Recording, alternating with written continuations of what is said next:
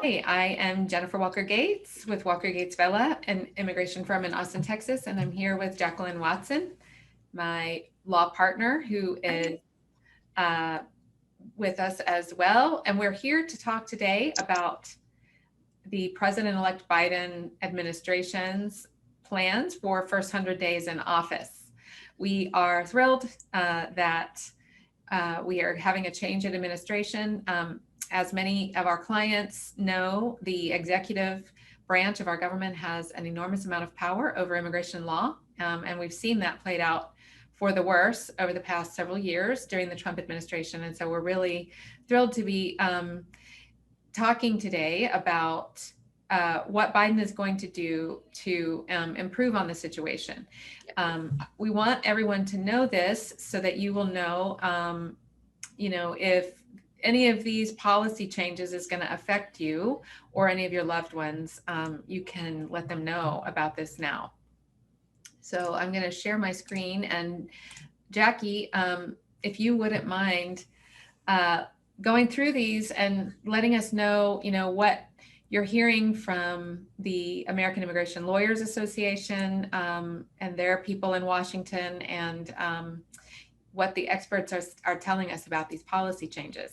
Yeah, and Biden himself is also saying these. And I just want to make clear that a Biden presidency is going to happen. I know there's a lot of still worry about him taking office and vote counts and him, whether he can really get cabinet members appointed in the climate that he's going to be in. And he has a lot of tools at his disposal. Let's not forget he's been in Washington, D.C. for 48 years. He's not going to have any problem maneuvering anything that the amateurs in the Trump administration are going to throw at him. So we can all be rest assured that a Biden administration will start on January in January. Wonderful.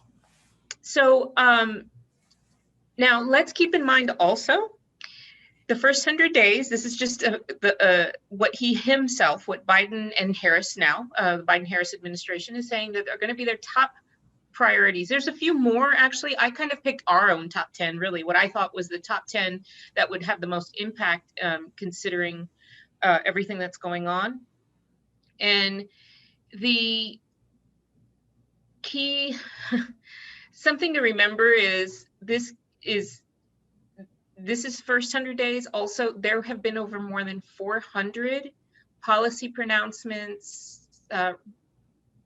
regulations, rule changes, and declarations in the Trump administration that have caused monumental damage to immigration procedure and policy. Not law necessarily, but the impact is almost enough as if laws had been changed.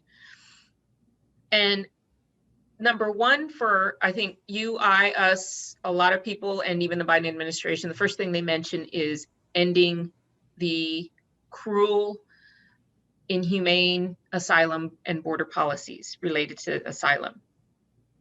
The Remain in Mexico policy will be the first thing to go.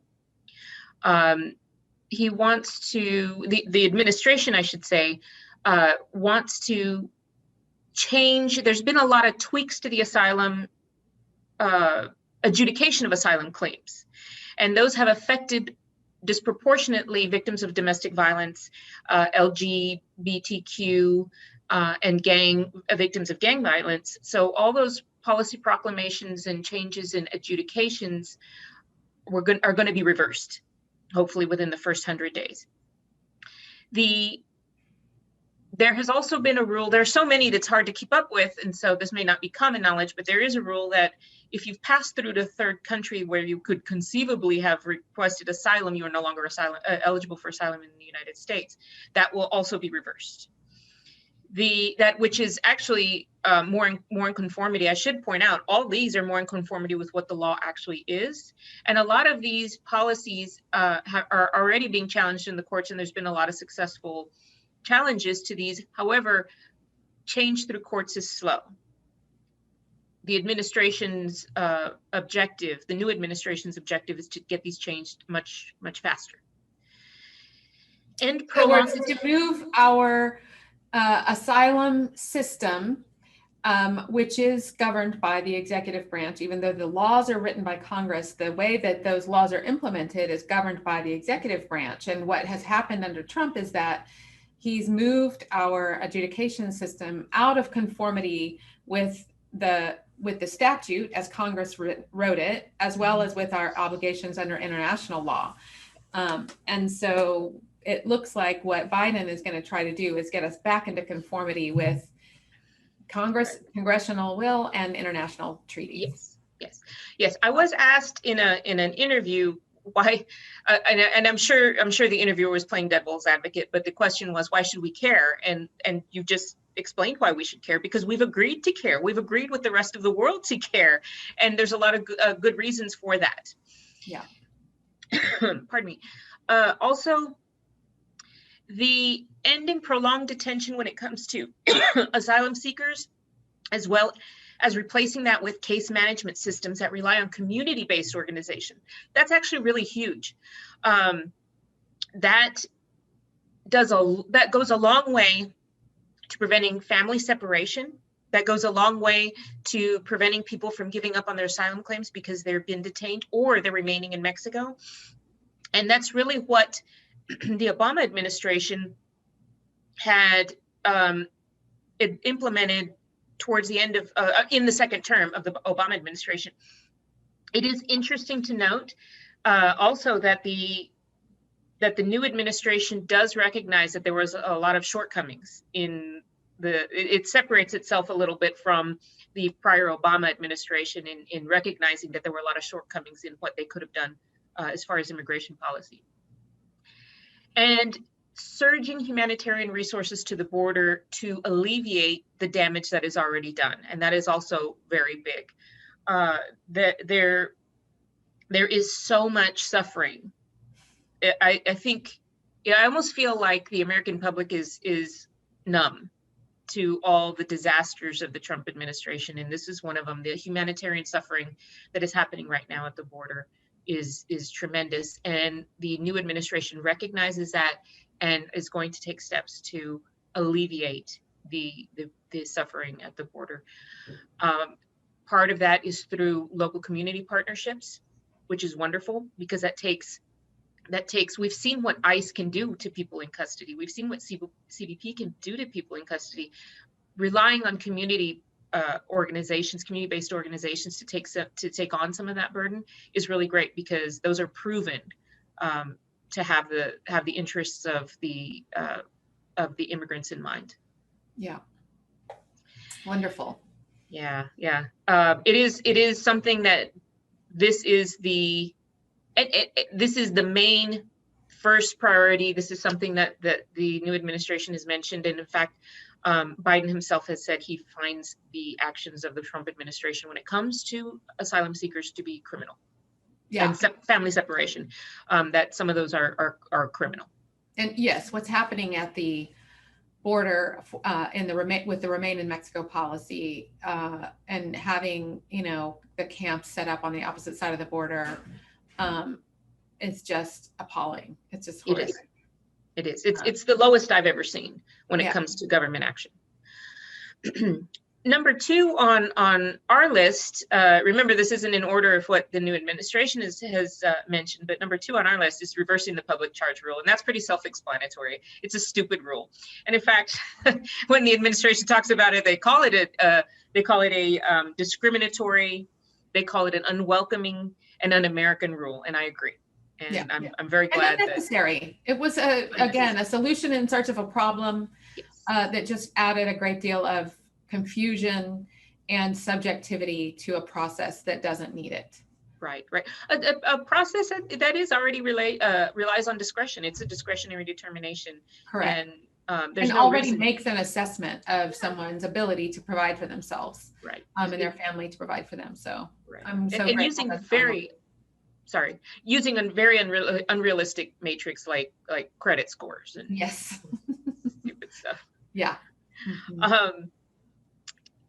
Number 3 on our list, I mean, we could put all these on number 1, but of course, protecting and supporting dreamers. DACA's and their families, is what the administration says. So they have an interest in keeping family unification together. Like, that was redundant, but they have an interest in keeping families of DACAs together, and that says a lot. That means a lot, because they're also not only looking at those that are protected under DACA, but they're looking at the family members related who aren't protected, and going to utilize, as we'll talk about a little bit later, priority enforcements in order to avoid breaking up families, even within the United States, not just at the border. So that's fantastic. The Trump administration, what they did is defy a Supreme Court order to fully restore DACA. The new administration promises to comply and not illegally subvert a lawful order of the Supreme Court. Not only that, the new administration wants to go above and beyond that, and this is getting maybe a little bit too into possible legislative fixes, but finding a long-term solution for DACA's dreamers is also a priority for the administration. I understand that the Biden administration has indicated that they intend to provide access to federal student aid for DACA as well. Yes. Now, I honestly don't know if that requires a legislative fix or if that is something the executive can do. But that is really wonderful news that there is a push in that direction. Yeah, I'm definitely not a student loan expert. I would think it is probably not a legislative fix necessarily, but at least it's mentioned in the first 100 days. And that is actually mentioned in the top priority first 100 days of the administration. Which leads me to believe that it must be subject to executive action, because if it requires congressional participation, I doubt that 100 days is going to be enough time to get something done. And the administration itself has separated its priorities for the first 100 days and then long-term legislative fixes. So they mention this in the immediate sense. So hopefully that is something that can be done. Yeah. And we'll address the legislative approaches and what the Biden administration wants longer term in just a little while in a separate video. This is just like what we can expect, hopefully, in that first quarter, that first 100 days of 2021. Next, the way the administration talks about TPS, that's temporary protected status, DED, that's deferred enforced departure, and DACAs is very similar. The Biden administration recognizes that people who have been granted temporary protected status or deferred enforced departure are now people who have been here for often decades. Like, there are some that have had that relief for decades, and then they should not be forced to return, as he says, to conditions in other countries that are unsafe. Right. He has pledged to therefore review, and as we know, the Trump administration has tried to blanket cancel TPS and DED for all countries, most notably those from Central America and Haiti, and yeah. So the Biden-Harris administration has pledged a review of all TPS DED, make sure that nobody is returned to a country that is unsafe. And then, like Dreamers and DACA, they have pledged to look at long-term solutions for people who have had TPS and DED for a long time. And that's not unprecedented. That happened a few decades ago in the late 90s with other legislative fixes to long-term TPS as a result of civil wars in Central America. So Biden, being somebody who's been in the legislature for half a century, knows that, and so he can draw on his own experience and hopefully find solutions for TPS and DED. However, in the short term, has pledged not to return anyone to an unsafe country. Wonderful. Yes, it is. Another reason to rejoice, very flatly has stated he will end all bans based on religion and nationality alone. The most famously, the Muslim ban is what it's called in the vernacular. That I think that was one of the very first moves, if I recall correctly, of the Trump administration, the one that was really the red flag, the warning flag for all us immigration attorneys, where we just went, oh my God, what are we in for the next 4 years? That's when the fire started. That was the initial salvo. Exactly, exactly. And so it unequivocal, he has said that will be over, that will be ended. And so this is not something that is probably popular or popularly known, I should say, but it is a big deal because it is returning to enforcement priorities. Right now, we have a backlog in immigration courts of almost 1 million cases and growing every day. So the last time I checked, it was 1 million cases. It is growing daily. Mm-hmm. And there's just, especially with the pandemic, there is just no end in sight for people who have cases in court. Jennifer, you and I we have so many cases, a lot of them that need to move forward and can't move forward. Returning to enforcement priorities is actually a way of, even though none of these, and when we talk about what's kind of what we think might be missing in some of these declarations, one of them is immigration court reform. This right here takes care of a little bit of that. And returning to enforcement priorities just means that the focus is shifted on individuals considered a threat to the safety, security of the community. And that means people with serious criminal convictions, not just one of the things the Trump administration did at the outset was change the definitions of who is a community risk, a risk to the community, and made it pretty much like if you entered illegally, that makes you a criminal and therefore a community risk, which is anybody, right? So there's that's truly no enforcement priority at all.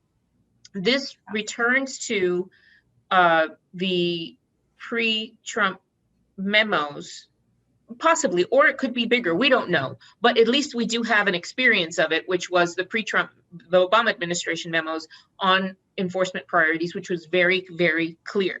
Even though a lot of discretion was given to ICE and CBP, the memo was very clear on what should be considered and what should not be considered. Right. So people in those years, people who were here without status, but who had family ties, who had, no serious criminal issues and had, just minimal immigration violations were not targeted for removal. And in fact, if they did get swept up and caught up in the deportation machine, then mechanisms were provided where we could get them out and close those deportation cases. Yeah. Then Trump came in and reopened all of those and subjected all of those people, members of our community, members of our families, members of our, staff, members of our churches, members of our neighborhood are once again back in immigration proceedings, and the backlog in the courts just keeps getting bigger and bigger. Which is just, it's a crisis. It's getting to a crisis. And MPP, the Remain in Mexico policy didn't help. The ramped up enforcement doesn't help. The removal, the changing in enforcement priorities obviously is just a well, and all the rule changes with respect to not being able to terminate cases, not being able to administratively close cases, all the shackles that were placed on judges, on their ability to decide cases independently, and all of the pressure that was exerted on them to just simply order removal after removal after removal is just. Yeah. And something that I think is very telling, it's just, maybe in normal times, or if we had like, a normal administration in between Obama and Biden, this wouldn't sound so weird, but it just sounds, it's music to advocates' ears to hear the government say something like this statement that Biden made when talking about enforcement priorities. He has pledged to end any enforcement activities in sensitive locations, such as schools and churches. And what he said was, no one should be afraid to seek medical attention, go to school, their job, or place of worship for fear of an immigration enforcement action. That is the opposite of what this administration has said for the last 4 years, that everyone should be very afraid and that they are never safe. There is no moral obligation for them not to instill fear in a group of people, of millions of people. No, they've just made a sport of terrorizing our immigrant communities. Absolutely. Which leads us to the next priority, which I think is amazing. It is again, I'm clearly amazed by any humanity coming out of our government. I just can't believe it. But that leads to our next one, which is providing more oversight of ICE and CBP, because we've heard horror stories of the actions of ICE, CBP, and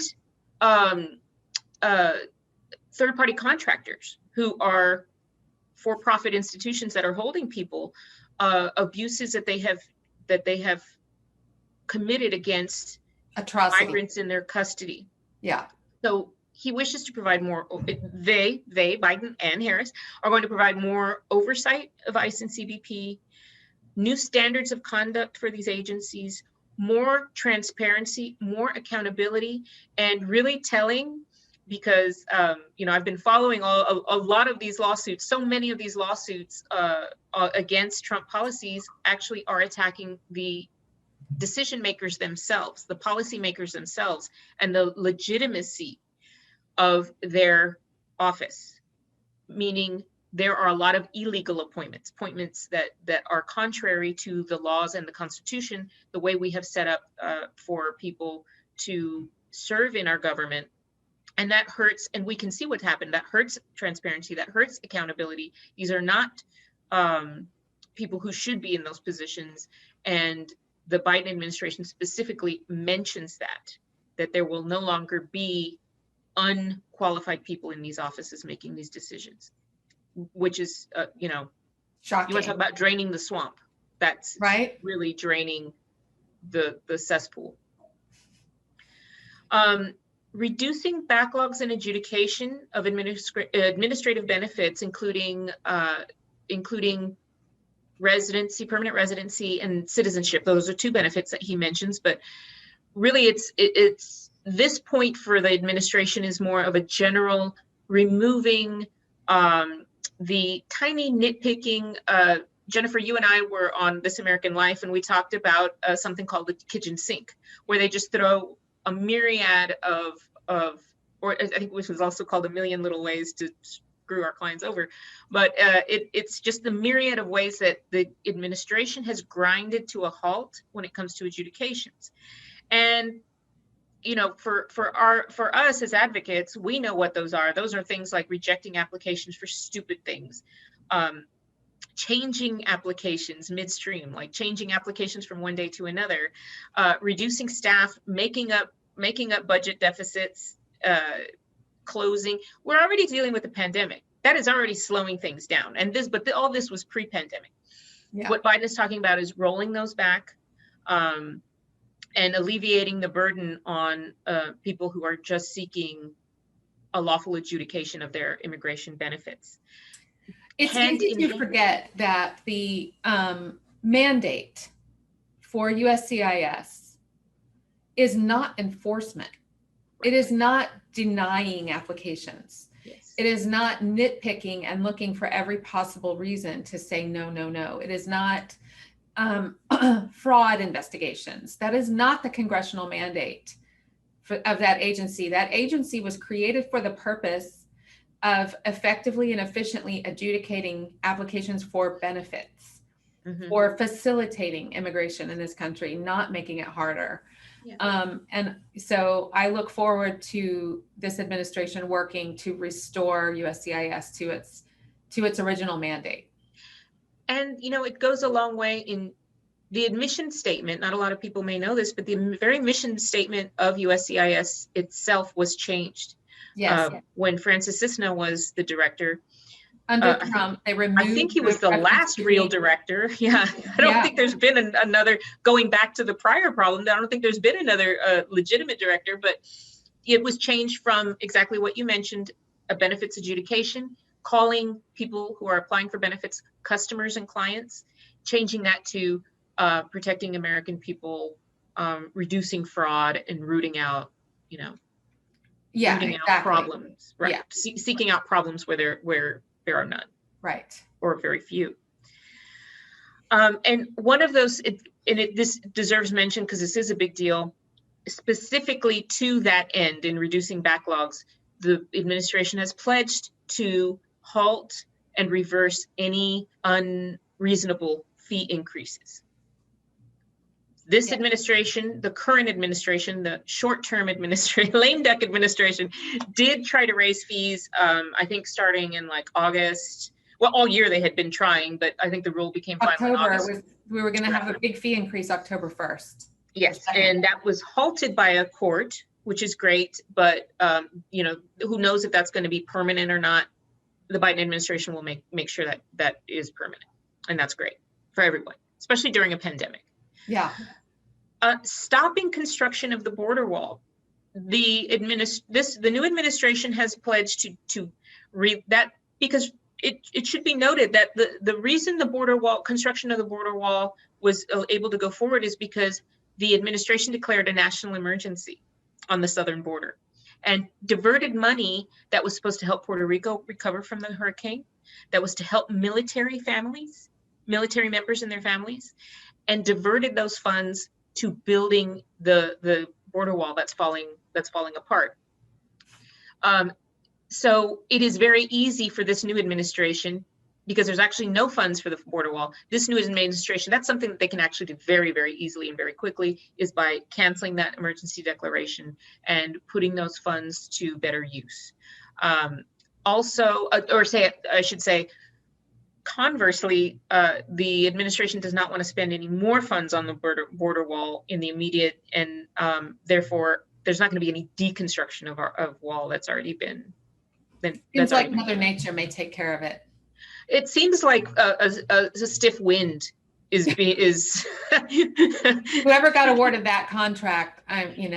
It's a really badly built. There's just a few hundred feet of the wall really that's been built. So like you say, I think a bobcat might be able to take it down. Yeah. Finally, protecting children and minors in the immigration system.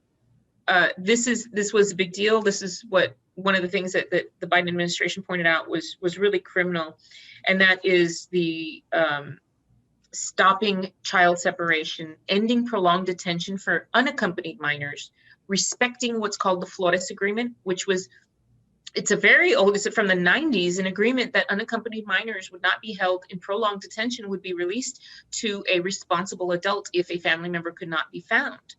Well, not only did this administration ramp up enforcement, arrest family members who were trying to claim their unaccompanied children and relatives, it also just flatly refused to abide by the Flores Agreement, which is there to protect minors, because as we've seen, going back to more oversight of ICE and CBP, there have been abuses of children in custody of ICE, CBP, and third-party contractors. Also ending flatly family separation and promising to do more of what the government can. I mean, unfortunately, there are going to be some families that may never see their kids again. That almost makes me choke up. It's hard to even say that our country did that, but there are some parents who will never see their babies again. But this new administration has promised to do all they can, really do all they can to right that wrong and reunite previously separated families. And in the general sense, to promote other alternatives to detention, and again relying on community-based programs and nonprofit organizations that don't have a profit motive. That's very important. Like the Biden administration has flat out said it's not been one of these priorities, and it's not in the legislative priorities, but it's in the preamble that this administration wants to end for-profit detention. And again, that is really big. That is really recognizing how inhumane this whole system has become. And obviously the fact that this administration cares so much about asylum seekers, cares so much about families, and cares so much about children is really heartening. And hopefully, this is something that they'll be able to accomplish. I don't care if they accomplish it in the first 100 days. I just care that it happens. Yeah. I won't be checking my calendar and Right. I mean, I'm going to try to be as patient as possible, knowing right. how this last few years has unfolded and just how much relentless work the Trump administration has done to dismantle our system for legal and illegal immigration. To deal with any of it is completely in a shambles right now.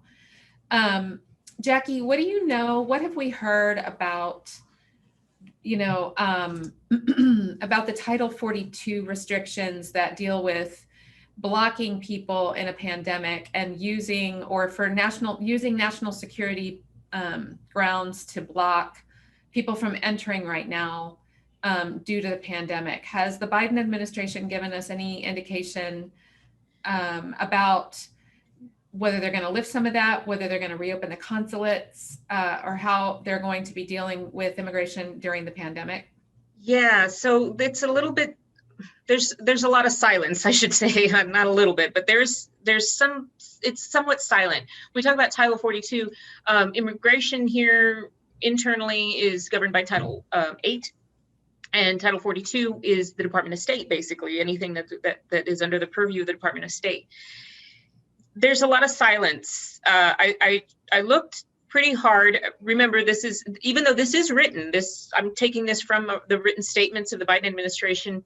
It's not even a week that it's been official. So I have not heard. That is one area that has been pretty quiet about any kind of consular reform, which is necessary. Any kind of reopening consulates or blocking. I think the administration's taking a cautious approach to that, hopefully because of the pandemic itself, wanting to do what is, remember, we have also disconnected ourselves from the global community. So the first step is actually plugging ourselves back into the global community. And when it comes to reopening consulates, a lot of that depends on the country that we're in and respecting what that country is going through in terms of fighting the pandemic and the safety of even just, U.S. government staff at the consulate. However, long term, if I would urge the Biden administration, certainly if anybody was listening to me, long term to take a look at consular, just as ICE and CBP require transparency and accountability, definitely Department of State and consular staff require transparency and accountability, because that has been an ongoing problem. I think that problem has been a constant for decades. And there are fixes that need to happen if indeed the Biden administration wants to fix, as we'll talk about even later, through legislation. If they want to fix some of these problems, I think it's going to have to incorporate fixing the issues that the Department of State has when it comes to immigration adjudications.